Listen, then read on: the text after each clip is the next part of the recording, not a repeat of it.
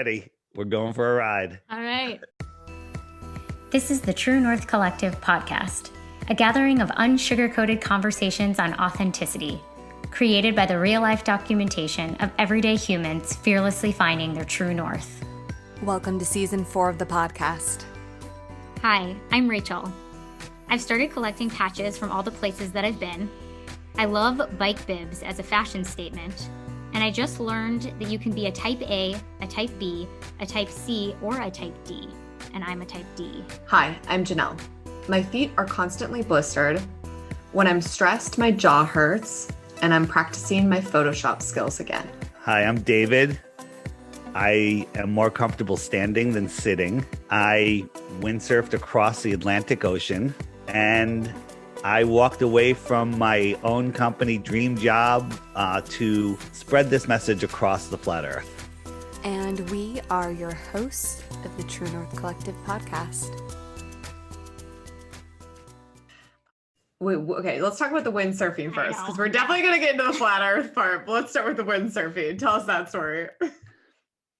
So I was a good windsurfer. I've windsurfing for years. I was in the printing industry, and I was printing American Windsurfer magazine. It was one of the accounts I had, and they were doing a transatlantic windsurfing race with 4 countries participating with professional sailors. But in the 11th hour, 2 of the countries bailed out for a paid, sponsored event.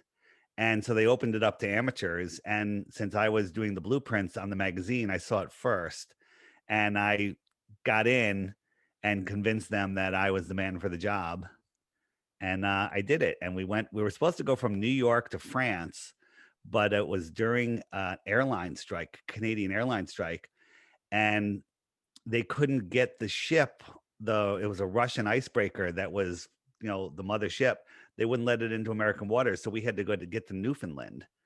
And we ended up getting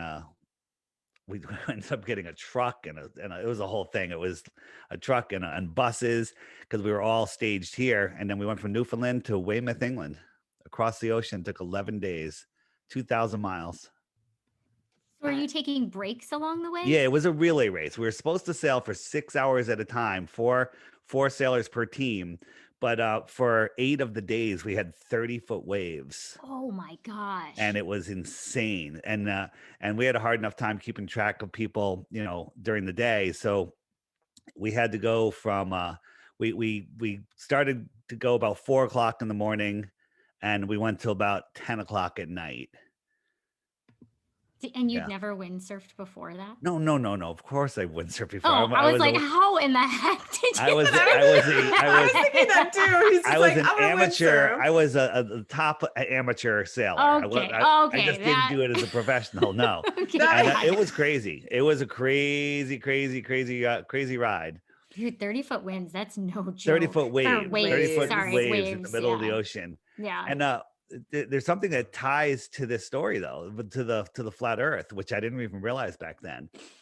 We went from Newfoundland, Canada to Weymouth, England. And then 2 years later, they were going to do it again from South America to Africa.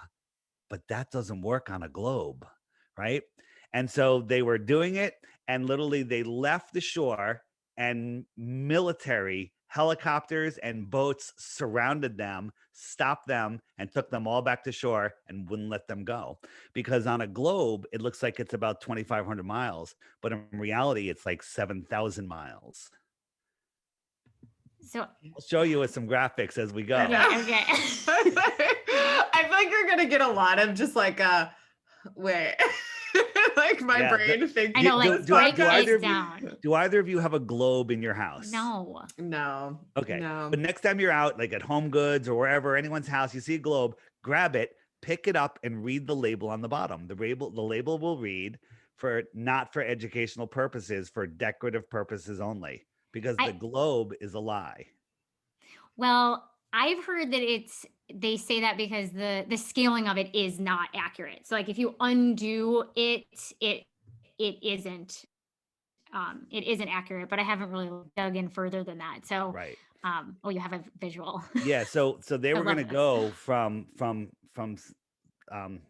South America all the way over to Africa. But on a globe, it's much closer together. They're like side by side.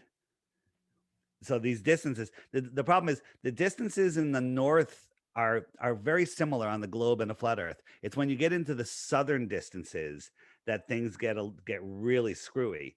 For example, if you tried to go from Santiago, Chile to Australia, both of them are at the bottom of the ball, right? Next to Antarctica, right? We're taught that Antarctica is on the bottom of the ball and Australia is on one side of Antarctica and Santiago is on the other, right? See that? I need an audible, not just a head nod. David taking over.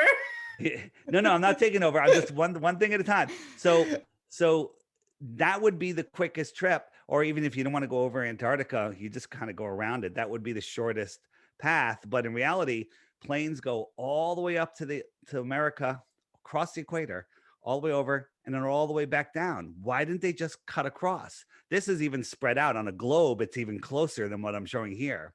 And when you want to go to Western Australia, you go all the way up to America, all the way over to Europe and Dubai, and then down here. But isn't that just for fueling purposes? No, because there's direct flights that will go and not stop. But if you look at it over a flat earth, check this out. You go all the way up to Western Australia, across America, Europe, Dubai, Western Australia. It's a straight line. So we're just there. So do you believe that in the flat earth it is round like that? It's a flat round? Good question. So the question is, when round is different than spherical. So the earth is like, it's not a disc floating in space. If you Google, flat earth, images of flat earth, what you'll get is a bunch of pancakes floating in space, a bunch of nonsense like this, right? This is not what any flat earther believes, but this is what Google wants you to believe flat earthers believe. The flat earth is literally like a pond, right? What is a pond? A pond is where water settles at the low spot in the land, and the edge of the pond is where the land is just higher than the water. You with me? Right? The edge of a lake is where the land is higher than the water. So the earth is a giant pond. All of the continents, the islands, are surrounded by water, but all of the water is surrounded by the highest land on earth. Antarctica is the highest land on earth. They don't want to tell you that, but look it up. Antarctica is the highest land on earth. Antarctica is the shoreline of the world oceans. Large bodies of water at rest lay flat, testable, measurable, scientifically provably flat. Okay. So this is just the shoreline. So what's out here? We don't know. It's off limits. No one's allowed to go there. Okay. Two questions come up for me. One, how come we don't, I'm sure you get this all the time, how come we don't fall off the edge? And then the second question that I have is, from space, we've seen it as a sphere. Okay, one at a time. Well, let's go with how come you don't fall off. Have you ever been on a sailing or motorboating on a lake? Yes. When you get to the edge of the lake, how come you don't fall off? Because there's land there. Antarctica.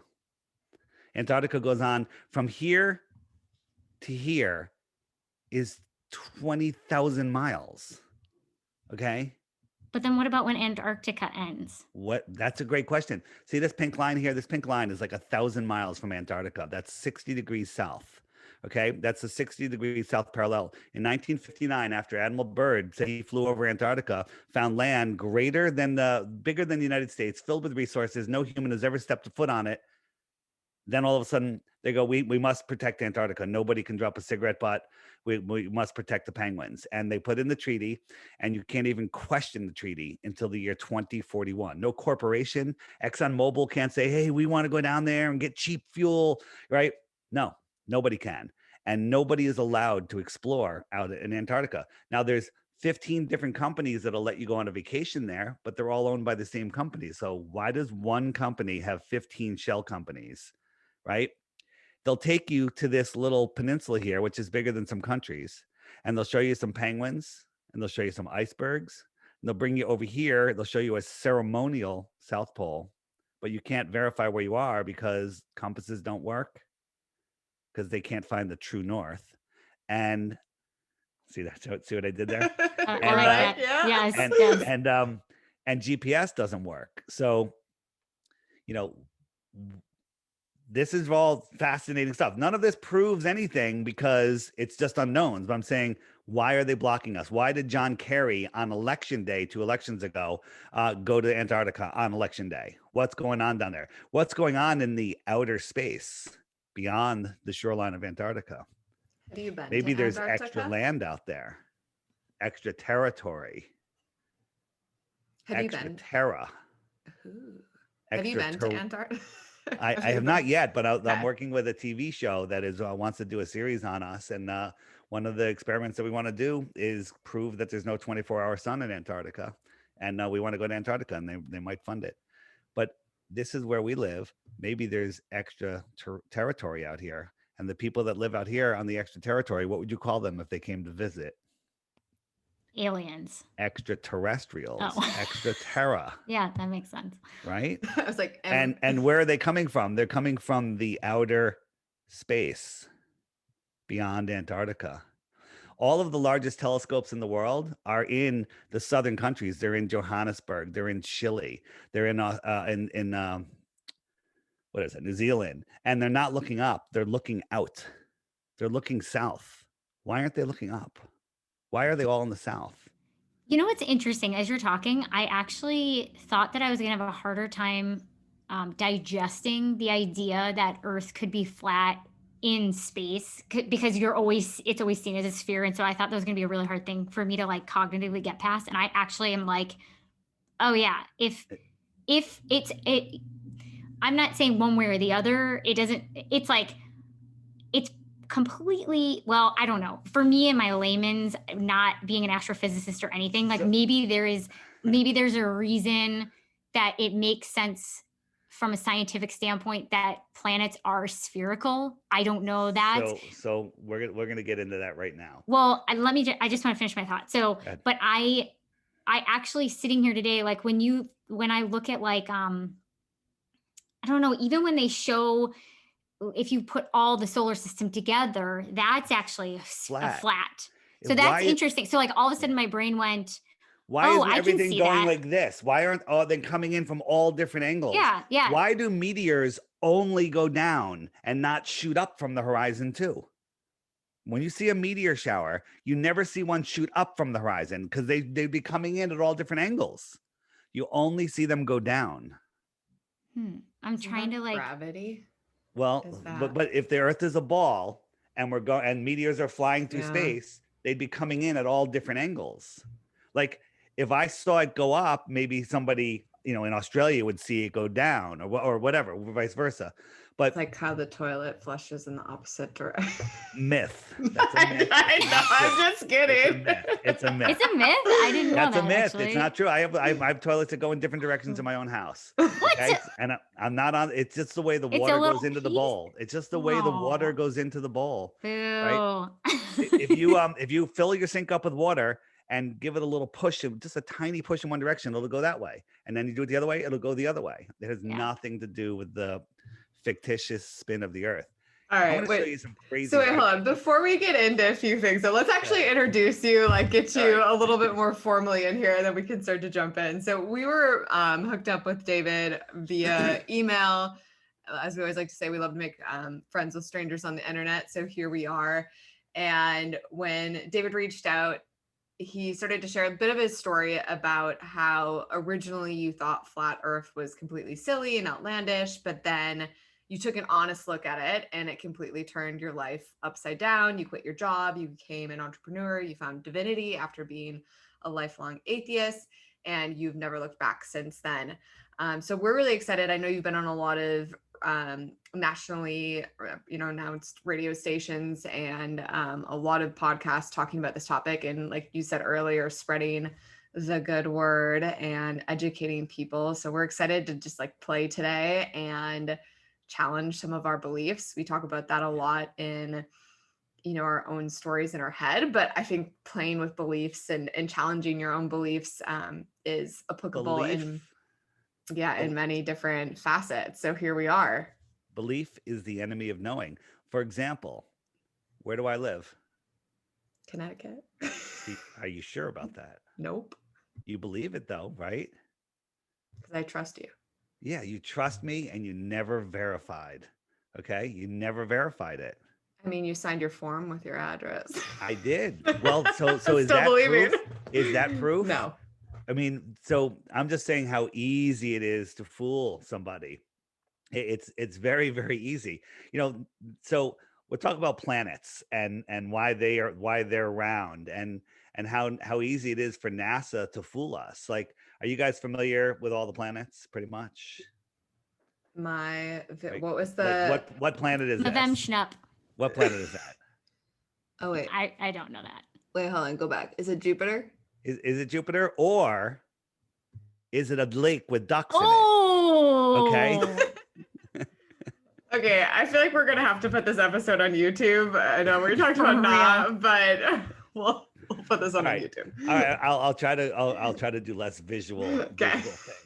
But you want to talk about planets? Let's talk about, why does the Earth always look round? Well, who shows you pictures of a round Earth? There's only two places. One of them is Paramount Pictures. In 1927, they added the spinning ball to their photos, but nobody had never been to space. How did they know what it looked like? And then NASA, years later, showed us the exact same ball. How did they know? Was the first? What are they? Oh, I was, and I feel like I don't have the educational background on this, but was the first time we went into space, it was the moon in 1969, right? From a timeline standpoint, or did we go to space earlier than that? I think they put some people in orbit first, but the whole moon landing, we're going to take that apart for you. The NASA admits they don't have any photos of Earth. These are the first two photos that they're two most famous photos. The first one is the blue marble. That's one that was on everyone's iPhone when it first came out. And if you look at these two, look at the United States, the size, it's twice the size, even though it's tilted away, and it should be smaller when it's tilted away. Now, a lot of people will say, well, that's because you're closer and you're not really seeing the true equator. But there's no way for us to verify this other than, if you take a look at the blue marble, you can see that they photoshopped the clouds in, because they use the same step and repeat with the same clouds in many instances. And they do this all the time. So a lot of people will make an excuse. Well, they're just trying to make it look a little prettier, because they get strips of data. Their visual artist who made this, Robert Simmons, admitted in an interview that he made it from data and he colorized it. He did the whole thing in Photoshop. And his quote is, "It's Photoshop because it has to be." Right. But let's look at the other one. So here's something we can verify. We could say, okay, they're showing us here. This is Mexico and this is Baja, and we can go drive across Mexico, get the actual mileage, take a boat that goes 20 miles an hour, measure the bay, drive across Baja. We got 934 miles, very accurate, verifiable, scientifically provable distance, right? NASA tells us that the Earth's diameter is 7,917 miles wide. That's what they tell us. I should be able to fit 8.5 of these Mexico Baja segments in between those two lines, but I can barely fit 3.5. 8.5 doesn't even fit on this page. This proves to anybody with a thinking mind that this is a picture. This is an animation. This is not real. Or you have to realize that most of the other continents don't exist and they're lying about the Earth and it's much smaller. And we know that's not true. So Jenell, you said several times, I'm not a scientist. I didn't get a physics degree. They've convinced us to trade in our common sense to listen for nonsense, right? These scientists, these astronomers, and I took 4 years of astronomy in college. I loved it. I was awesome at it. I knew everything, right? And it's pseudoscience. None of it is verifiable. It's all made up nonsense.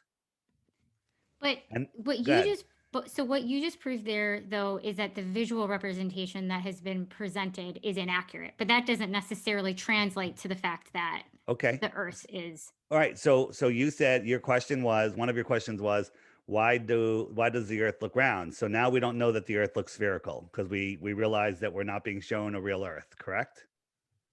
I mean, potentially. I guess I'm still. That would mean that I would need to believe you without having done my own research as You well. don't have to believe me. We're going to take it one step at a time. One of the proofs that you guys had was the Earth looks round from space. I'm showing you that they're faking around Earth from space. You're showing us the potential that that is the case. Yes. I'm showing you that NASA lies. Here's the two pictures. The most famous picture, 2014 picture of Jupiter. It's in every science book. Every kid studies this picture. 2 years later, they go, hey, we got pictures of the Northern Lights, which look ridiculous, but let's just assume they're real. And that proves that Jupiter has a magnetic core. Well, if you overlay these two pictures, you'll see that every single cloud is the same, 2.5 years apart, right? These are storms. This red dot is a storm bigger than Earth. It's a hurricane bigger than Earth. These are clouds coming off of it. NASA even has an animation showing just over a day or two how much these clouds move, but these clouds are exactly the same. They use the same picture and they Photoshop this nonsense on it.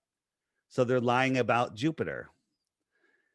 Do I need to talk about? So why are they lying? What are they trying to like? Why? What's the point? Why the lie? Why would you lie? Best question. Like yeah. Why? Who cares? Yeah. Who cares if it's flat or round? Well, the shape of the Earth does not matter. It's the lie. And why are they lying? So, do you feel that the world is doing well these days? How's the tyranny? I mean, that is a very loaded question. And like across the board, I do believe that there are a lot of things that have played out based on certain points of view that there is an inability to adjust and shift and acknowledge new information. And so I personally believe that we need to start figuring out how to reevaluate and discern, which I think is what I love about this conversation, is that a big part of your life has been in examining and saying, here's a new piece of information. I'm going to try it on. I'm actually going to examine it. I'm not going to just, laugh it off. I'm going to sit with it. And that's why we wanted to have this conversation too. So Sure. Whether it's flat earth or anything in your life, the invitation to actually sit there and discern for yourself, do the digging, ask the questions, don't just take the answer at face value. I was in Egypt in 2019, and it was a really cool tour with both Egyptologists and megalithomaniacs is what they call themselves. And it's literally very similar. It's like, okay, there is the mainstream story, the academic story potentially. And the reality is that there's things that don't match up. And at what point are we going to have the honest conversation about the fact that they don't match up, and what are we trying to hold on to? And so to me, I think that goes even beyond Egypt. I think there's a lot of things that are playing out that's like, okay, hold on a second. We don't need to become hostages to a point of view that was put in books for whatever reason, just because, 1984? Is that the book? 1984, yeah. Yeah. Why did they make all the kids in high school read that book? Right. Predictive programming. They're literally programming our minds. Arthur C. Clarke invented satellites in his book. And then a few years later, there were satellites. And some royal guy in the 1800s, he wrote a paper about the theory of dinosaurs. No one had ever mentioned a dinosaur before. No one had ever discovered a dinosaur. And then a year later to the day, he discovered the first dinosaur. Right? What's one of the first things they teach kids when they go to school? They teach them about dinosaurs and asteroids wiping out the dinosaurs. That instills fear into the core belief system of a child. Then they teach them about the orbiting Earth and the orbits of the sun and the moon and everything. This is to give them a foundation where for the rest of their life, they will defend the solar system because it's the first thing they ever learned. And they have globes in every classroom. So why the lie? It's about. Hold on, can I say something? Yeah, please. I feel like what's coming up for me is that you're very passionate about the flat Earth form aspect of a very larger conversation that we're actually having, which is like I said, even beyond discernment. It's like, how do we create or evolve from a place of just agreeing with what's being said? So I just wanted to, acknowledge you for in this conversation, and if we have listeners who are just like, I can't even like go there or whatever, it's like, I think the invitation here is to allow ourselves to be open and to get curious and to poke the holes. And I appreciate that. And I Okay. probably already said that before, but it just, I know that you are passionate about the flat earth, but the essence of it is finding a truth, finding a bigger truth. Yeah, I was gonna say, when you were talking earlier, Rachel, to that, it's like allowing ourselves to change our minds. And again, if we go back to the concept of believing anything, like we can have a belief and then we get more information or more data and we can get curious and change our minds about something that, even if our entire life we thought X, as new information comes in, and we see this happen in science all the time, we like learn something new and then it changes our approach and our perspective on life or whatever we're studying. So from a high level. And Jenell, I'm admiring the domed doorway you have behind you. Yeah. Yes. Do you like the front door of my Airbnb? It's the dome. It's a domed doorway. It's a flat earth with a dome over it. There you go. All right. So let me go where I was going with this. So why the lie? So if you believe in the heliocentric model, you have to believe in the Big Bang, because the Big Bang is how it happened. Nothing exploded, created everything, which sounds crazy. And then all of the rocks and the physical matter turned into spinning balls, and all of the gases coalesced into bigger spinning burning balls. And they left a vacuum in between. Well, that's impossible. You can't have gas in a vacuum. Okay. So how did that happen? Then in this magical vacuum spinning ball and spinning burning ball place, everything went into perfect synchronistic orbits, and lightning struck and created some DNA, which is impossible. And that DNA turned into an amoeba that turned into a fish that grew legs, that climbed out of the water, found another sexy fish, had a baby, had a monkey, turned into a monkey, and the monkey turned into a human. This is, I sped that up a little bit, but this is what they want us to believe. So you're spinning on a speck with, how many other specks like Earth are there in our universe? Trillions, quadrillions, they tell us. So we're an insignificant speck flying through a either godless or distant god universe, because it's too big. You know, when you want to dilute something, what do? You pour it into something bigger, like empty space. Okay. So you're spinning out of control, and guess what? An asteroid could take us out at any moment. You remember that as what you taught in elementary school. All right. So we're living in this place of fear, of unknown. We have global warming. We're going to run out of dinosaur juice, right? All of this nonsense to have us living in fear. And so the people that we call the elite, we allow them to rule over us, when in fact, they have no jurisdiction over us. We are at the center of creation. There is a creator when you understand what the world is. So there's I'm not a Bible guy, but in the Bible, it says, once you see my creation, you no longer have any excuse to deny my existence. I was a full-on atheist, I guess. I just never even classified myself. I just never believed in any religion, anything. And I'm not even a religious person now. But when I understood what the flat earth is, there's a creator. That's your job to figure out who the creator is and what relationship it is between you and the creator, if there's any at all, whatever. I'm not talking about that. I'm talking about, we are here with free will, and the only thing that we have to do is maintain control of our soul and not interfere with anyone else's free will. That's it. I want to go and learn a little bit more about when you were introduced to this concept. Like you had mentioned, you were working before you left it all behind. Like, let's get into that part of your story. So, because I'm just trying to put it, like, again, back to our listeners, like if you're like, I don't know what this guy is talking about, like, let's build the connection point that if you want to expand someone's mind in here, like how can they see themselves in you and where you started? Yeah. So I worked in corporate America, and I was working for a large corporate solar company. And at lunchtime, my buddy Tim and I, we were I guess you can call us the conspiracy theorists if you want to put a label on it, but we were just looking into things like the Federal Reserve. And we were talking, no, this is back when, people didn't know that the Federal Reserve is a private bank in Puerto Rico. It has nothing to do with the federal government, and that they create our money out of thin air and lend it to the government and charge interest. So we would be talking about stuff like that. And then we were talking about what money really was and how money is just an illusion. People are like, what do you mean money's an illusion? Money, give me some of that illusion, right? And how they have us all worshiping the dollar and all of the symbols on the dollar. I mean, it goes on and on, but every day the crowd got bigger and bigger at lunch. Like we'd walk in the lunchroom and they're like, oh, they're here, yay, we got something interesting to talk about.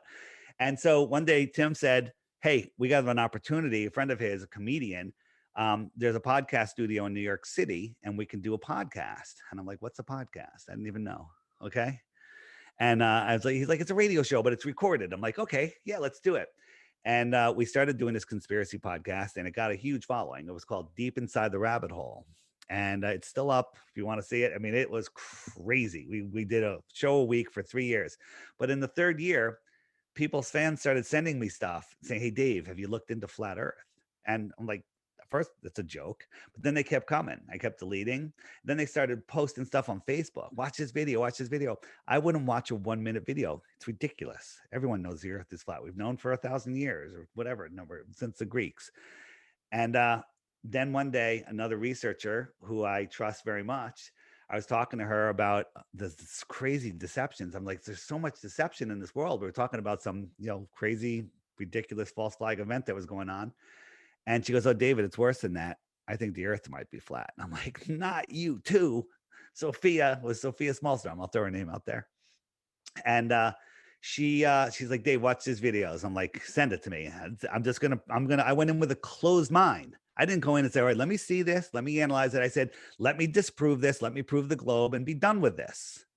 And I did that for 2 weeks. I barely slept. I was like, whoa. And then the one thing that got me was, hey, if the Earth is a ball, there has to be curvature at some point. They tell us the ball is so big that you can't see it, but at some point ships go over the horizon. We all know that. So it can't be that big. So I found out what the globe curvature formula is. And at 100 miles, there should be 6,600 feet of curvature. At 10 miles, there should be 66 feet of curvature.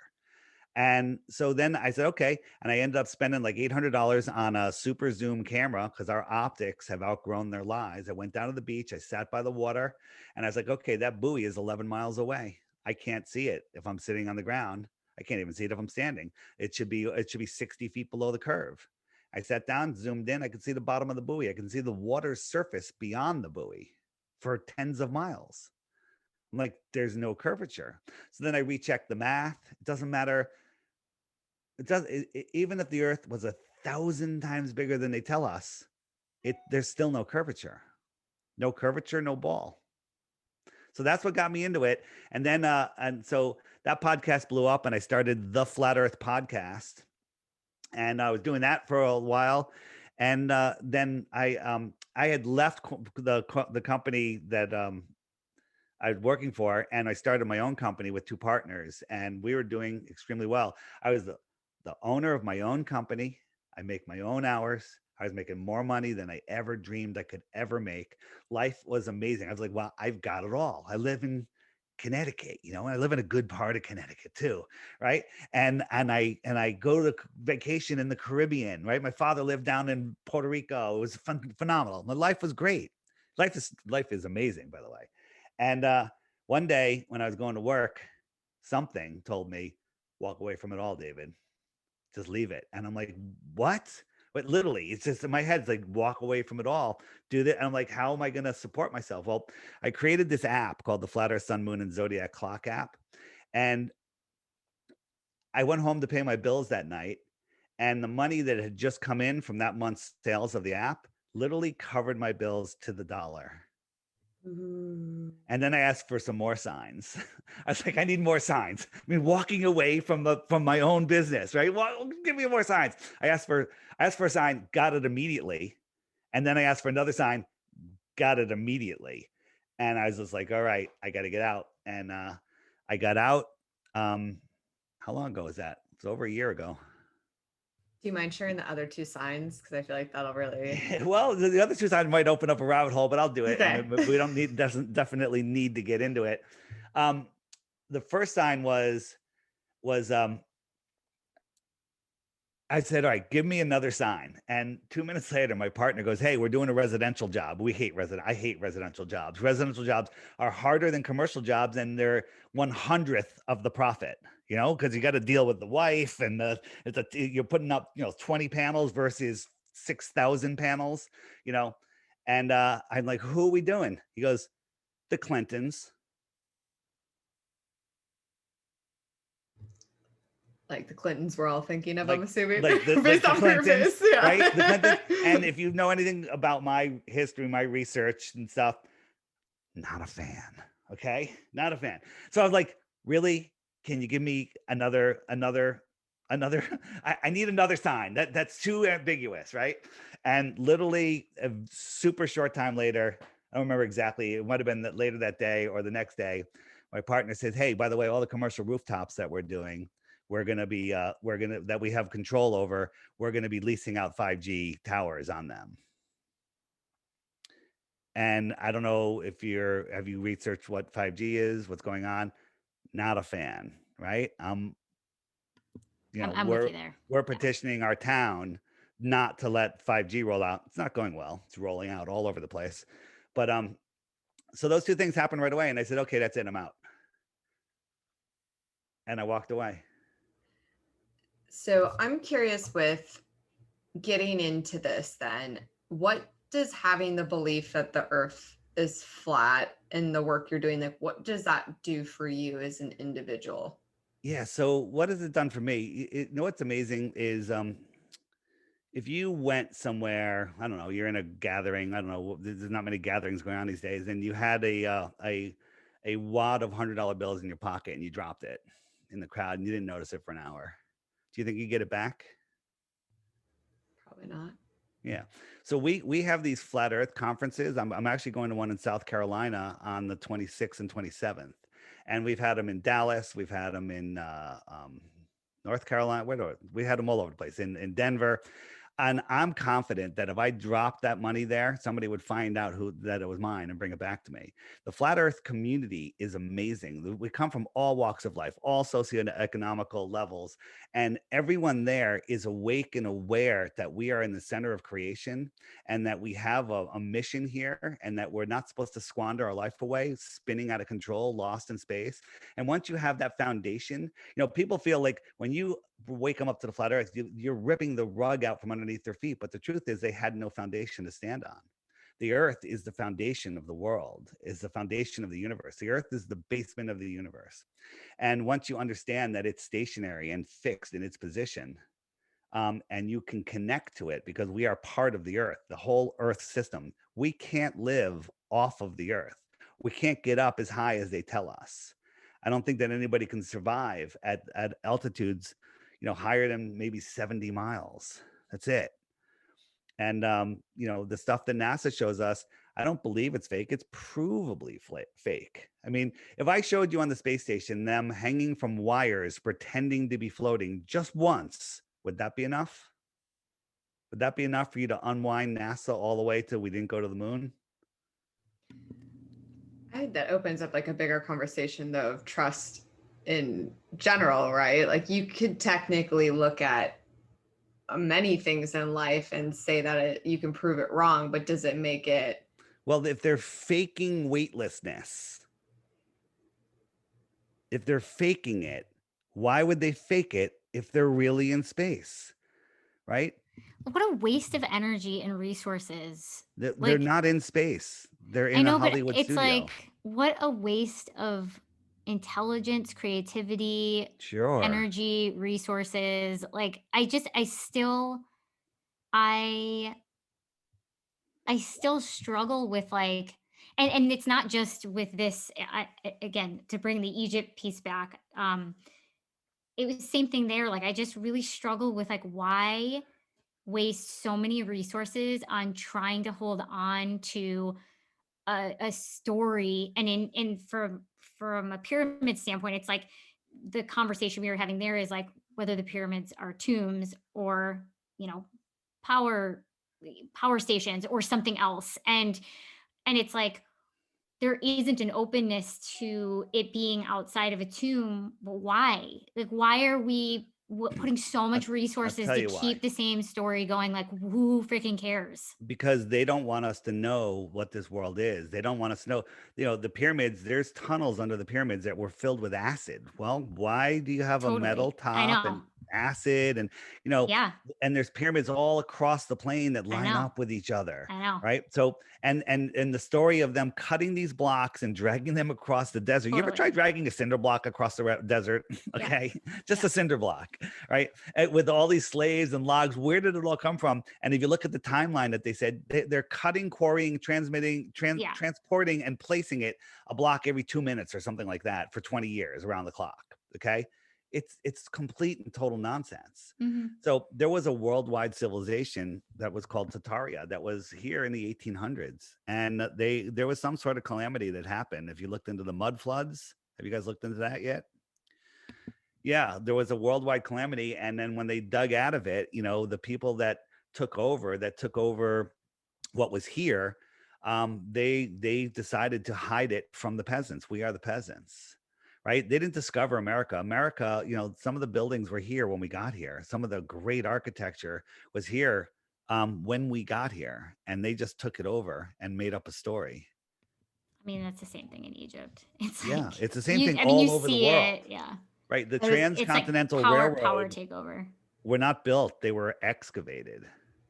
So I love these conversations. I think this is why it's really awesome that Jenell and I are both here, because I definitely am very open to like one of the things I wrote down was like the hole that's in Antarctica. Like, what is that? Is that proof that is that the edge? Like, I don't know. And I'm just like, I have fun with it and I appreciate it because I want to be challenged. I want my perspective to be unpacked more. I don't want to just think that I've gotten there and then I just kind of. Let me tell you something about what I know. I know that there's so much that I don't know. Okay. That is a fact. Right. And I'm learning new stuff every day and I'm never going to know it all or even close to it. Most people think they know everything. They're know-it-alls. Okay. And they're not open to any new information. I mean, when you look at this stuff, it's unbelievable. Why are they hiding flat earth stuff on YouTube? If you search A Stranger's Guide to Flat Earth 21 Questions by ODD TV, it won't come up. Even though you put the name of the video, it's got millions of views and the channel name, it'll feed you propaganda. If you search flat earth, you end up with the Flat Earth Society. They will not feed you the videos that that your search is truly looking for. I mean, there's ways around it, but it's unbelievable that they're hiding this stuff. And once you see it, like there's so many things that we, like when I was talking about the extraterra beyond Antarctica, that's my personal belief. Can't prove it, right? That's speculation. But we can show you things here. We can see too far. You can't have high pressure next to a vacuum without a physical barrier. How is the vacuum space next to the high pressure of Earth without sucking the air off? And the only answer you can say is gravity. Well, I can take a straw and drink water or suck air up at any altitude with the weak vacuum of my mouth and lungs, not even vacuum, the slight low pressure can pull water up and away from Earth. So how come the Tor 17 vacuum of space, we can't even create that here on Earth, how come that doesn't suck all the air off? And the answer is because it's not a vacuum. Interesting. I know. I'm trying to relate this to other areas of my life where I've challenged my beliefs. And this will probably not be a popular thing to say, but even thinking about religion, like there's a lot of things that historically we've been fed through religious organizations that people believed. And it was truly, I mean, like a lot of it was kind of a blind belief, right? It was a book that people were handed and they read it and they're like, cool, this is what happened. And I maybe see some parallels there. Again, it's probably not going to be a very popular opinion, but I don't know. Like, again, I'm trying to relate it to like other areas in the world where people maybe have been more open to challenging beliefs that have been held by the majority before. Right. I think the race conversation that's happening right now is right there. You know, whenever I go on with Globe Defenders, they have this as their background. This is a cartoon. They live on a cartoon world. Okay. When they have me on, I usually start with this. This is a balloon that we put up to 120,000 feet. It hung out up there for 3.5 hours. Then it landed like 100 miles from where it took off. Meanwhile, the Earth is spinning at 1,000 miles an hour. It should have landed 3,000 miles to the west, but it didn't. It landed right near where it took off. Who is we? There's the whole groups of us that send up balloons. We do experiments. We went to somewhere up north. They went to Lake Balaton. I forget where that is. But when it was cold and frozen, and they did a laser test across it, and we could see the source of the laser when there should have been, I forget how many feet of curvature. It shouldn't have been visible, but we could see it. We could see too far. Let me show you a quick thing, because you're going to think of this after we're done. You're going to say, well, how come I can't see Mount Everest? You know, how come we can't? This is a famous spot in Aluja, France. And it's a famous viewing spot, because when you look out here, Mount Canigou is out here 175 miles away, but you can't see it, because if you do the curvature math from the viewing height and the height of the mountain, according to globe math, the very top of the mountain should be a mile below the physical horizon. Okay. So everybody thinks this is a physical horizon, but the horizon is an optical thing. It's just the limitation of your perspective. It's where the sky meets the ground. But on 2 days a year, the sun lines up with this viewing spot and Mount Canigou. And as it's moving away, all of a sudden you can see Mount Canigou. This is the top of the mountain right here, which should be a mile below the curvature. But not only can you see the tops of the mountain, you can see the entire mountain. But when you can't see it, a glober will say it's over the curve. But today you can see it. This is something you can go verify yourself. So when people have made trips around the world, what are they doing? Yeah. All right, this is a good one. This is my favorite one. Comes from one of my favorite, most viral videos ever, called How to Circumnavigation for Dummies. I'm not calling you guys dummies, because most flat earthers, we were all dummies. If I can find it as I'm talking to you. That's the only thing I don't like about Zoom. It reorganizes my videos. Okay, so here's the flat earth, and in the center, I put a magnet, right? So I put a compass down, and the needle points towards the magnet, right? So if you try to go east or west, you have to keep turning to the north. 90 degrees east is a circle, right? Ooh, you kind of just blew my mind. Yeah. To be honest. This doesn't prove the earth is flat. This doesn't prove the earth is flat, because it's the same on a ball too, okay? Yeah. I'm going to show you what does prove. So east and west are circles, right? So if you go outside and point to a tree and then say, okay, this is east, try to walk east, but you have to always point to the tree, keeping this 90-degree angle with your arms. You're going to walk in a circle. East and west are circles. If you go in a straight line, with dead reckon east or west, if you go in a straight line, you're heading south. Every straight line is south. That's crazy.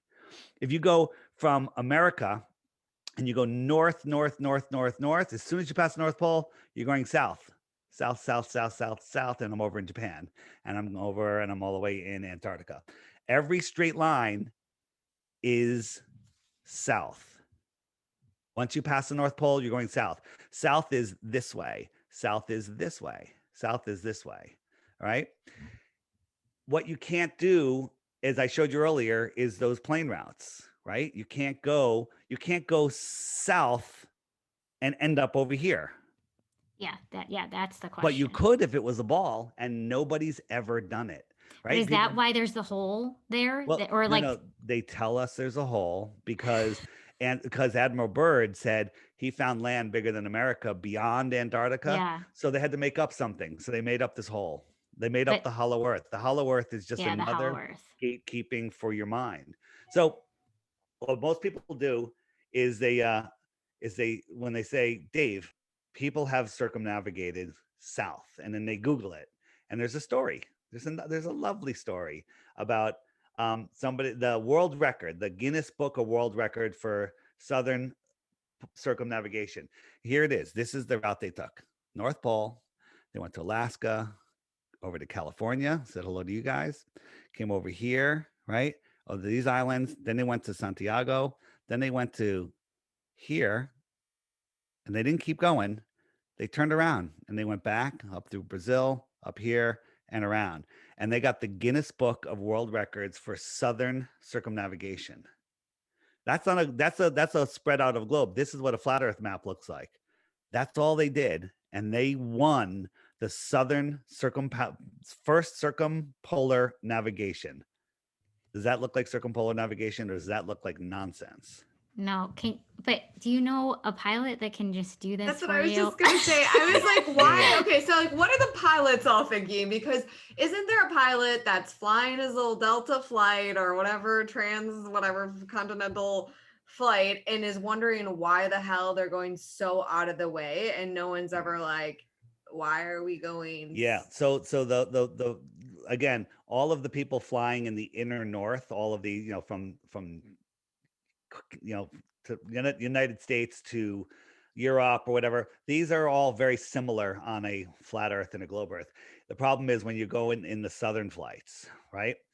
The southern flights are different. So Qantas Airlines, all of their pilots admit quietly off the record that between themselves in their lounges, they talk about the Earth being flat. They all know, but they can't talk about it publicly.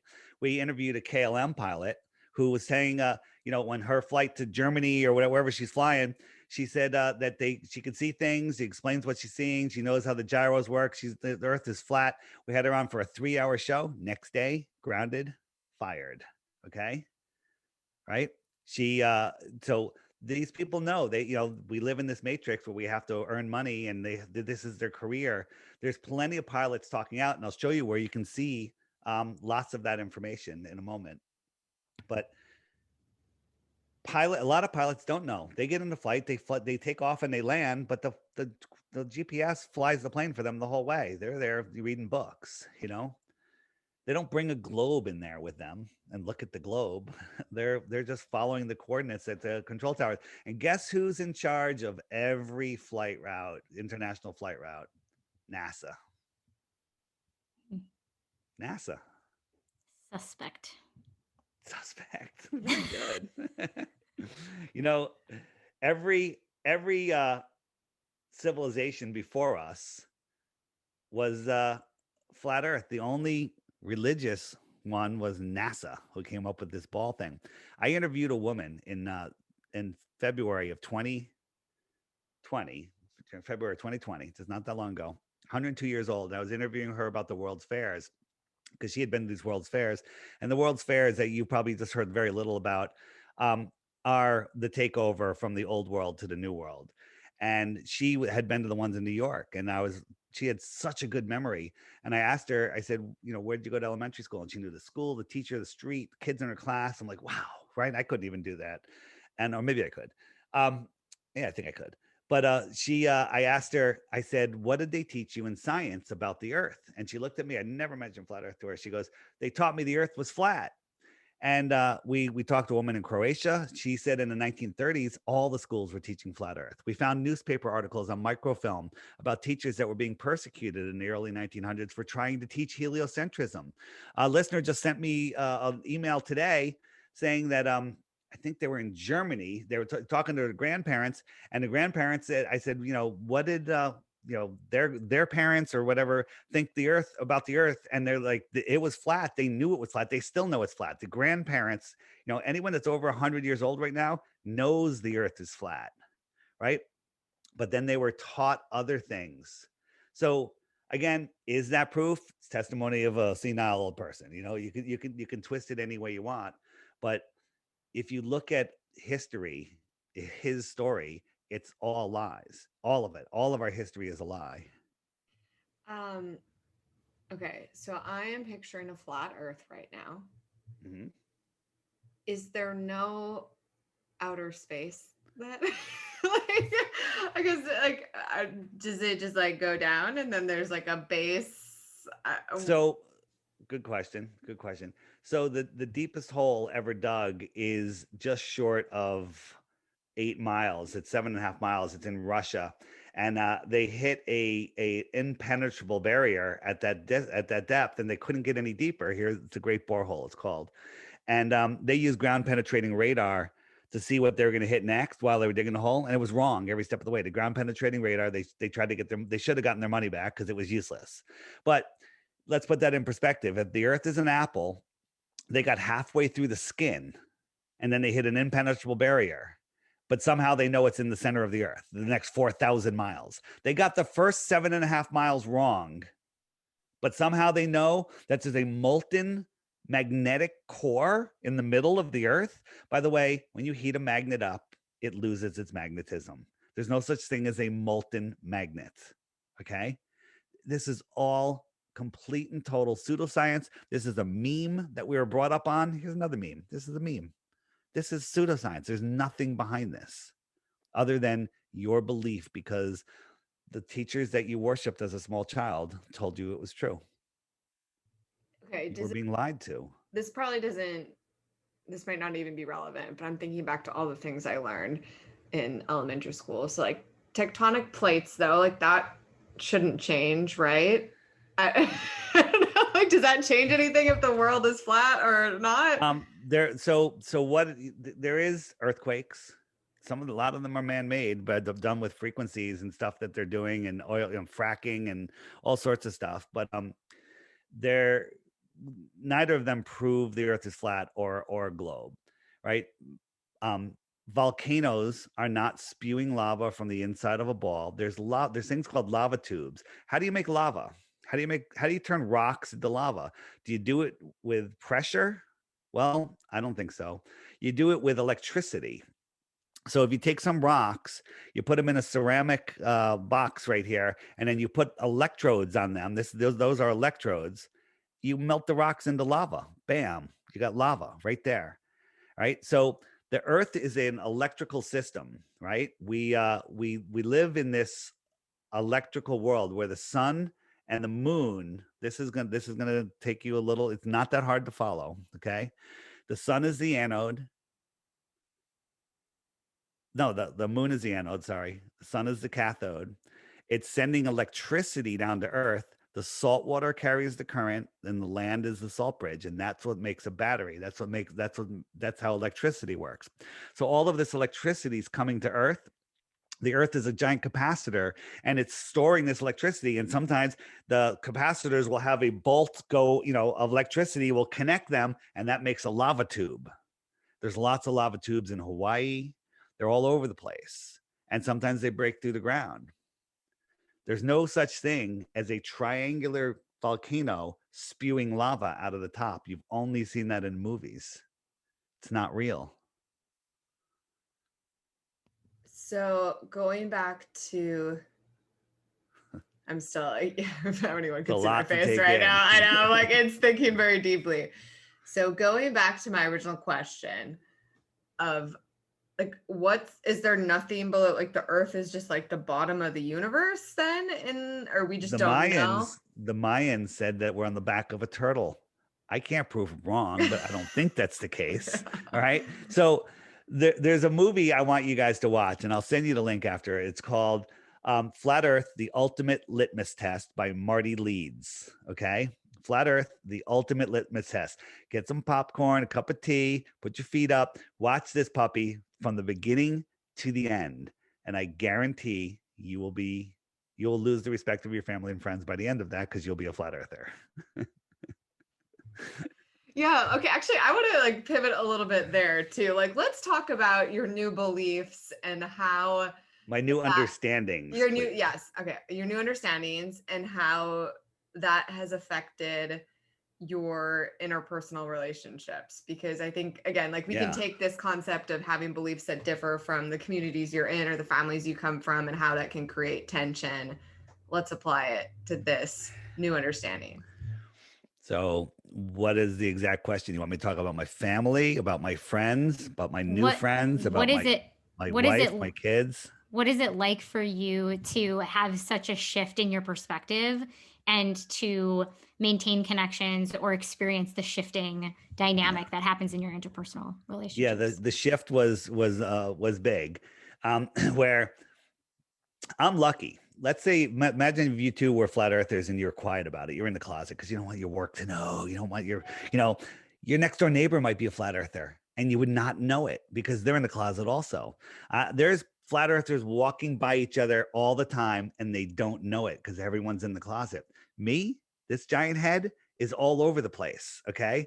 Everyone that sees me that's a flat earther, they're like, Dave, I've seen you. I know you. And so it's awesome. I'm making new friends every day. I'm so excited to go to South Carolina to the Solar Return Festival. And there's going to be hundreds and hundreds of flat earthers there. Every single one of them, even if I've never met them, is my best friend. They're amazing, amazing people. Now, my brother and my sister, who are older than me, their journey is not to wake up, and it's not my mission to wake them up. It's not my job to wake them up.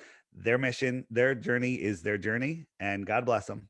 But we don't really have a lot to talk about. So it has distanced us. Our mother passed away during this crisis, we'll call it, without getting into it. And we haven't spoken since she passed away because I don't want to argue about what's going on. And so it's kind of sucks, but eventually who knows what'll happen next. We've had some lifelong friends that can't handle it and they've stopped talking to us. That's fine. But for that, we've made so many new friends. And now I'm getting to the point where the friends that I grew up with, I still live in the neighborhood that I grew up in. I've moved a bunch of times within just a couple of miles. And these people are starting to see stuff and they're now coming back. Hey, Dave, you're not so crazy. I was posting for 2 decades about chemtrails and everyone thought I was crazy. And then a couple of years ago, we're down at the beach for the 4th of July celebration and a giant chemtrail comes across and people are like, Dave, look up, right? And I'm like, really? Now? I go, you never hit like once on one of my friggin' posts? You never made a friggin' comment? Now you're going to say something, right? So people, I know they're seeing my posts. I know they're seeing my interviews. They're coming around and it's really wonderful feeling. It's amazing. I've held my course. It's not popular. The popular, what is it? Consensus is not science. Like the unpopular belief doesn't mean that you're wrong. The popular belief doesn't mean that you're right. I know that I'm right. They just don't know that they don't know because they've never looked into it. I mean, you guys before tonight have really never looked into flat earth. And when you have, most of the stuff you got was not what we believe. It was controlled information. You're asking me the same questions. How come you don't fall off the edge? How, next is going to come. What about sunsets over the ocean? What about boats over the horizon? All of the stuff, all of it is answered. There's answers for all of it. And then once you see it, you're like, I guess it's not the shape that matters. It's the lie. It's not knowing who you are, where you are, or what you are. So my girlfriend, my partner, Paige, she is amazing. She gets it. She sees it. We research together on all sorts of topics. And we are never, ever, ever bored. Okay. We don't watch television, except occasionally we try to, like, let's not research tonight and watch something mindless, but that rarely comes. We never watch the news. That's poison for your mind. And we're just having a good time. I organized a buddy of mine who has a diner in upstate Connecticut, who's a flat earther. I said, let's do a little meetup. And I put out a video. I figured 10 or 20 people would come. 150 people showed up. Right. So flat earth is tipping. And I mean, it's a provocative conversation, but I think what I'm taking away from this engagement is just I appreciate that you do have an inviting, like, I don't feel like you're forcing it down my throat. You have a lot of facts and information. I'm forcing it down your throat. Okay, well, maybe I don't like you then. Just kidding. But no, I mean, even like, I don't know. It feels like you're planting seeds, and to your earlier point, you're like, you believe that it's right. You believe that you are sharing a message that will be profoundly impactful on people in a positive way. And you come at it from that place, which is very, like, I don't feel steamrolled. I feel like there's a permission for me to now go and do my own research and decide what's right for me, which is, I think, again, taking it away from the flat earth, subject, that in general is like a really beautiful way of approaching anything that we feel really strongly about. Like, you can either like come at people really hard and steamroll them, or you can kind of have your passion, have your information and plant those seeds and trust that that's your role, was to plant a seed and to let it go and to let people be on their journey. So I guess I appreciate it because I feel invited into the conversation, invited into the exploration. I totally want to watch this Flat Earth, the ultimate litmus litmus not test. Popcorn. It's gonna be Let me can I share chocolate. my app with you guys and show you just a couple quick things? And Yeah, I'd like to offer my Flat Earth app challenge. It's fun. Do you guys know what Bitcoin is? Yes. Oh yeah. I'm offering a Bitcoin. If you take the challenge, you can come up with just one proof of the globe. Just one. All right. So you see the app here? We do. Can you, I'm sure you're going to, but verbally describe it for anyone. Oh, okay. Yeah. So the app, it's the Flat Earth, Sun, Moon, and Zodiac Clock app. And what we're doing is we're looking at the Earth here, and it shows the sun and the moon above the Earth. The sun and the sky is a perfect timepiece. Okay. The sun is the hour hand, and the moon is the week month hand. Right. So you guys are looking at it and you'll notice that the sun is not on the hour hand. Normally it's pinned to the hour hand. Can you guys guess why it's not pinned to the hour hand right now? It's an hour behind the hour hand, the clock hour hand. That's supposed to be like daylight savings or something. Daylight savings time. So that's not the real time. They're fooling us with the time to throw our body clocks off. This whole daylight savings time thing is to literally unconnect us from the Earth clock. Right. So the real time, when it says it's 7 o'clock, it's really 6 o'clock. So where the sun is, it's noon. And if I speed it up, it won't look great on the video. But the sun laps the moon once every 28 days. So the position of the phases of the moon and the phase keep track of the weeks and the months. The sun keeps track of the hours and the days. Right. I'm going to slow it down. I'm going to turn on the star. Go ahead. Does this start to connect to, and maybe you're about to get to it, but like a lot of the more historical viewpoints of the lunar, like, I don't know, the lunar perspective, or no? We'll get in it. Let me just go through this like for just 2 minutes here. So the North Star, your true north, is in the center here. Okay. So the sun right now is exiting Pisces and going into Aries. And the way it's doing that is it's not going backwards, is the stars are on another wheel in the sky that's turning. The wheels in the sky keep on turning. Ring a bell. And it will catch up to the sun. So Aries will catch up to the sun. The stars lap the sun once a year. Okay. Just like the sun laps the moon once a month, the stars are just going slightly faster. So that way the sun will be in each sign for about a month. And that's how that keeps track of the seasons and the years. So I'm going to turn off the stars. I'm going to turn on the compass, which is what we were talking about a little while ago. North is in the center. East and west are circles. And again, anybody didn't get that, just get a magnet and a compass, put it down and try to push that compass east or west. You'll see how it works. South is every direction away from the north. And that's how a compass works on the flat earth. It's how a compass works, period. The time zones, wherever the sun is, it's noon. And the time zones turn with the earth. Where right now it's between 10 and 11 in the morning in East Australia. It's 2 o'clock in the morning in South Africa or Central Africa. And I'm here in the United States. It's pushing 9:15. You with me? Actually, you know what? The time zones, I might have to change that. The time zones don't work so well in daylight savings time. They're an hour off. Daylight savings time is the biggest mess with our body clocks. It's unbelievable. I got to work on that. Wait, so question, just or like clarifying question. Yes. So the Earth is not spinning. The Earth does not move at all. But the sun and the moon and the stars are, correct? They're all within the Earth system above us, spinning around. Okay. All right. So every day there's a new video over the featured video of the day. I do short ones during the week, longer ones on the weekend. And my challenge is watch the video every day for 2 weeks and at the end of that 2 weeks, if you think the earth is still flat, I mean, a globe, send me one proof and I will give you a Bitcoin if you can come up with one proof. But before you do it, you have to hit this question mark. And when you hit the question mark, up come all of the questions that you guys have. What about eclipses? What about gravity?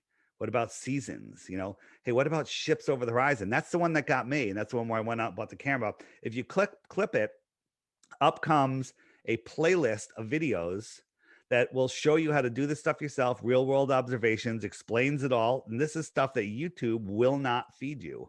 This is stuff that YouTube will hide from you. And this stuff is what will teach you what no school has ever taught you. And then you'll be like, oh, that makes so much more sense than this nonsense that they're doing. If you hit the web button in the middle here, up come other resources. Now, bottom right, mud floods. If you click that, just bring food and water and don't plan on going to work for a week. And the one above that says full length flat earth videos. If I click that, I believe Marty Leeds video should be in there. And it is, if it's not, he's going to yell at me if he's watching this. Flat earth, the ultimate litmus test. It should be in there, but it's so not. Some Bill Nye. Well, we're making fun of Bill Nye. All right, just flat earth, the ultimate litmus test by Marty Leeds. I'm going to add it to that list as soon as we're done here. And so there's a wealth of resources. If you guys put this on YouTube, if you hit Dave Weiss interviews on the top left there, here are all the recent interviews I've done, and yours will be at the top of that list. It just keeps on going and going. And I'll just put your video in there and everyone will be able to see it that way. Can I ask one, maybe I know we only have 10 minutes, so I'll be really conscious. No problem. I actually have a few extra minutes if you need it. Okay. How come this is contingent? How come this idea of flat earth is contingent on the earth being at the center?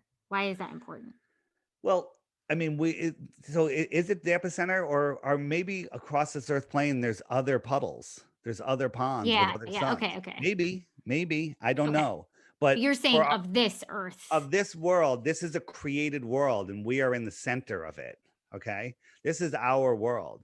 There's a talk I did with Sophia Smallstorm, the one that dragged me into flat earth.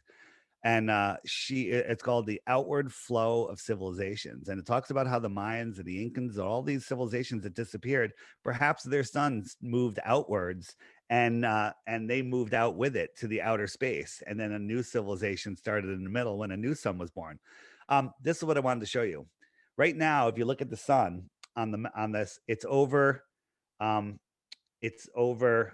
the red line, which is the equator. We're heading up to March 21st, and that's the equinox. That's when the sun is over the equator. If I hit the little jumpy guy, 3 months, it's June, and it's over the Tropic of Cancer. That's when it's closer to us in the inner north. It's closer to us, so it's higher in the sky due to perspective, right? And that's why we're having our summer. 6 months later, it goes all the way out to the Tropic of Capricorn, and we have our winter because it's farther away. It's out south. It's lower in the sky. And meanwhile, Central South America and Australia will have the heat of their summer because the sun is higher in their sky. It's over their heads. If two airplanes were flying parallel with each other, one at 10,000 feet, both of them, one of them's over your head and one of them's 50 miles to the south. The one over your head, you can imagine that being your summer sun. And the one that's out south is your winter sun. It's farther away. It's lower in the sky, just like our sun is lower. For Australia, they're having the heat of their summer right now, but for us, the sun is low in the sky because it's out south. 6 months later, the sun goes back in and it's over the Tropic of Cancer. They're having their winter. We're having our summer. That's how seasons work, right? But in the frequently asked questions, what about seasons? Right there, bam. These videos right here will show you how seasons make absolutely no sense on a globe.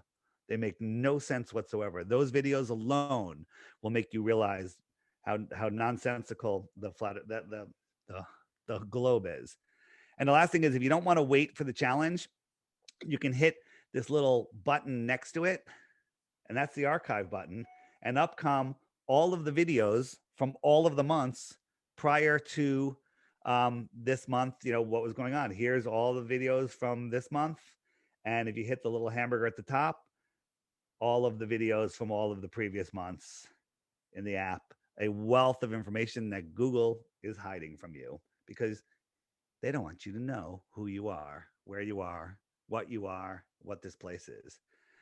The app does a whole bunch of other things, but here, wait, one more. The little color wheel pictures, right? So you say, hey, you think we went to the moon?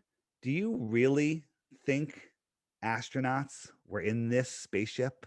Doesn't that look like what a fifth grader made? I've totally thought about that. Totally thought about that. What is that? What? Let's list the building materials. Okay, we're gonna make a spaceship. Get some paper mache, some tinfoil, some curtain rods, some masking tape. What else do we need? Some aluminum foil. Yeah, we'll make it gold. We'll tell them it's gold. Okay, look at it, and some zip ties. Are you kidding me? Q-tips.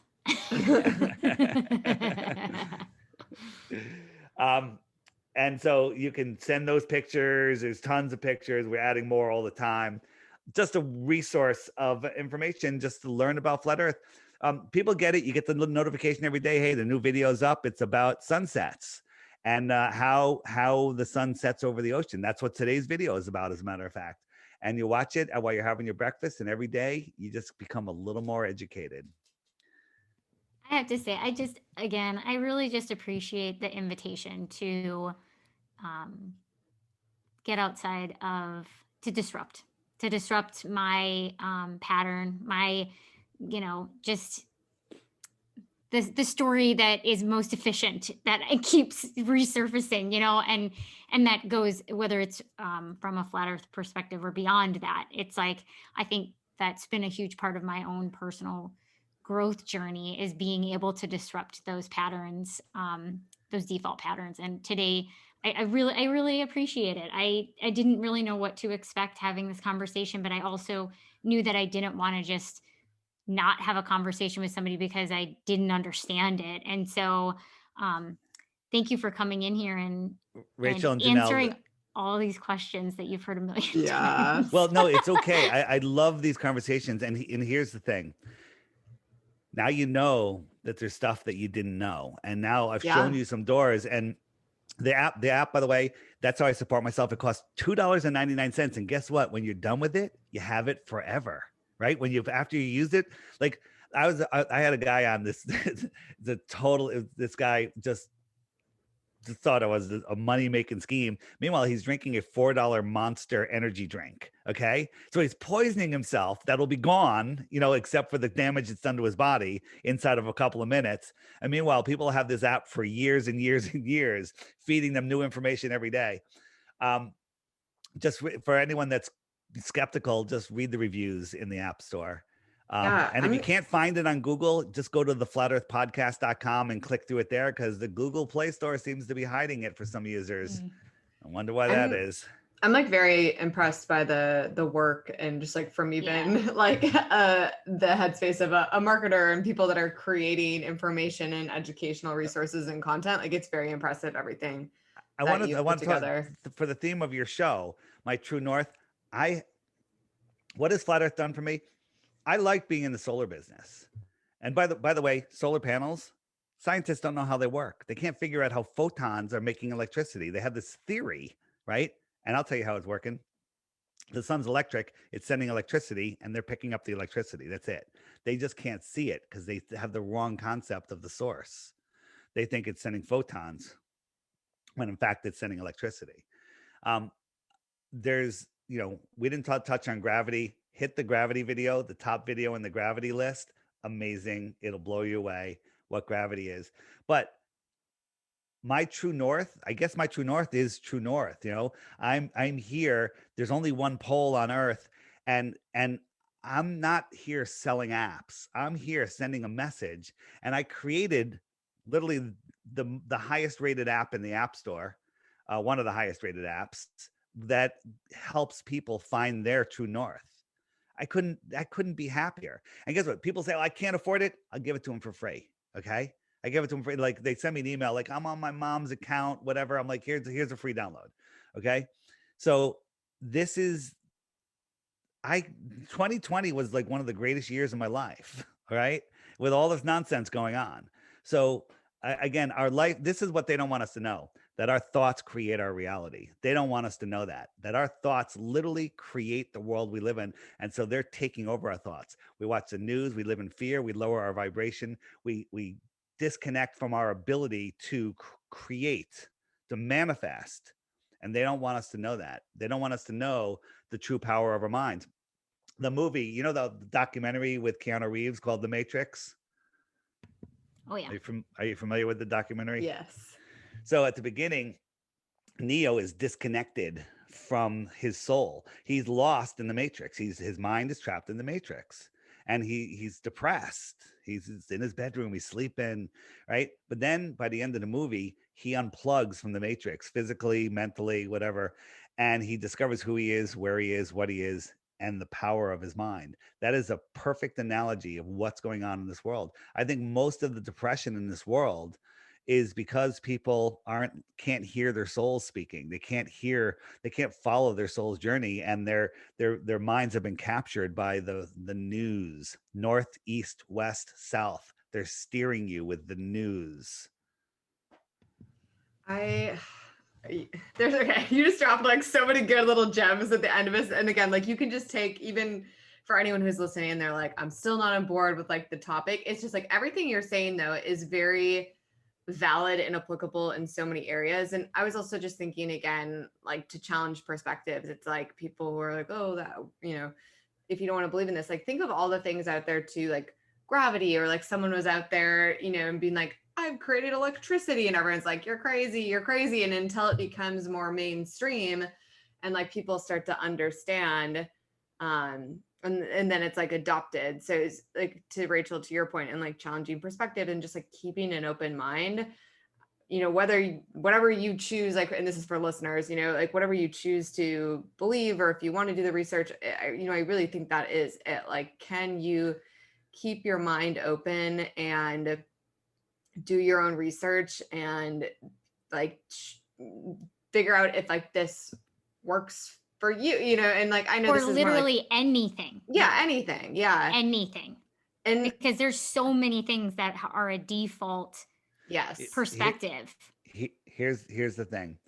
the villains, the sinister villains that have taken over our world, they're doing a really good job right now. There's the Great Reset, we're right in the middle of, and people are falling for it. If there's a point where we get our freedoms back, the question is, how long can we hold on to them if we're lost in space, spinning out of control, and don't know who we are? Somebody here knows who we are. You know, the leaders of this world know what this place is and know the power of our minds, and they're using theirs to rule over us. And we're too stupid to say no. All we have to do is say no. We have been too stupid. We have been too stupid. Well, this isn't a bad word. We're ignorant. Okay. We're ignorant because we don't know. Yes. But here's the thing. I go on these shows, I give all the information. So if you don't take it from there, then you're willfully ignorant. There you go. I want to, like, this is a little bit of circling back before we ask our final question too, but I also want to tie the parallel to when we were asking you about your community, and you said it's not your journey to like necessarily wake people up, and basically you're sharing information, and then you're also attracting people when they're ready. And I think that is even like a very, very important lesson from this conversation, because a lot of times when we know something or we think we're further along in the journey than someone else, Rachel, you mentioned before, like trying to force people, but like, I don't know. I'm taking that away, I guess, from today's conversation, because it's like a control thing, right? We like to feel like we're in control. And I appreciate the approach and the call out of saying, I'm not here to wake other people up, but I am here to show up, be myself, share information, and then people will be attracted to that information when they're ready. So I love waking people up, but if they don't want to wake up, I'm not going to force them. Yeah, exactly. And luckily for me, I'm so well known now that I don't have to bring it. Like if I'm out with normies, I call them normies, I don't bring it up. until they bring it up, but they always bring it up. I can't wait until they bring it up, to be honest. Like sometimes my tongue's bleeding because I'm like, don't say anything. Don't say anything. Let them bring it up. You can't give someone advice unless they ask for it, pretty much. Yeah. And I just think that's a really good connection to many other facets of people's lives too, like whether it's this topic or another, like just taking that away and from this conversation. Cool. Well, David, I'm calling you David, but I heard you call yourself Dave. Do you prefer Dave? I call myself both. I don't notice the difference. Okay, perfect. All right, David, how do you live your true north in one word? Call me Dave, please. Dave. How do I live my true north? I'm living it. I'm telling you, this is my passion because I want people to find themselves. I might have been a little depressed before at sometimes. I'm usually pretty happy, but since I've discovered the flat earth with all the craziness going on in the world, I haven't had a sad day. I'm following my passion. I'm helping so many other people. I just started saving some of the letters that I get. I get letters from people. I got a letter from a woman the other day. Her husband died. She was depressed. She was going to kill herself. And then she found some of my videos and discovered the flat earth, and it changed everything for her. And she came to our meetup in Connecticut. I think she drove a great distance to get there. And she was just so thrilled to be around like-minded people. Stuff like that. That is amazing. Like if you want to help yourself, help other people. They don't want us to know that. They don't want us to know. They want everyone being selfish and worried, shortages. There's shortages. So you must, hoard for yourself. There's no shortages of anything. Go ahead. Sorry. So if you boiled it down into one word, how you live your true north in one word, what would that be? Love. Awesome. And then where can people get a hold of you? I know you have we'll drop a lot of resources, but what are the main ones if they just want to get started? If you want to find the app, the Flat Earth Sun, Moon, and Zodiac Clock app, if you can't find it, just by searching Flat Earth in the Google Play or store, in the Apple Store, it's by Blue Water Bay. So don't take the Flat Earth Society knockoffs that are out there by the same name. It's by Blue Water Bay. But if you just go to the flatearthpodcast.com, the link is right there on the main page.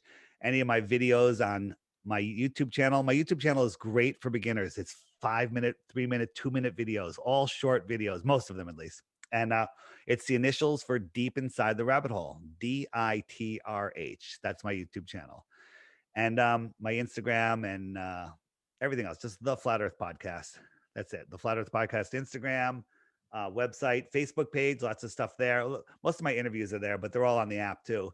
But the app is the best way. And there's soon going to be a Flat Earth dating button on the app. Oh shit, Rachel just got on the app. I just Flat Earth men are the best, by the way, just so you know. They're really awesome. Really good to know. This is amazing. Thank you so much. Yeah, this is very expansive. And I just appreciate, like Rachel said, any challenge in our everyday perspective to encourage us to realize that there is more to the world than what is currently a lot more. Here. A lot more. You have a fun energy. Thank you for sharing it with us today. Thank you. Yeah.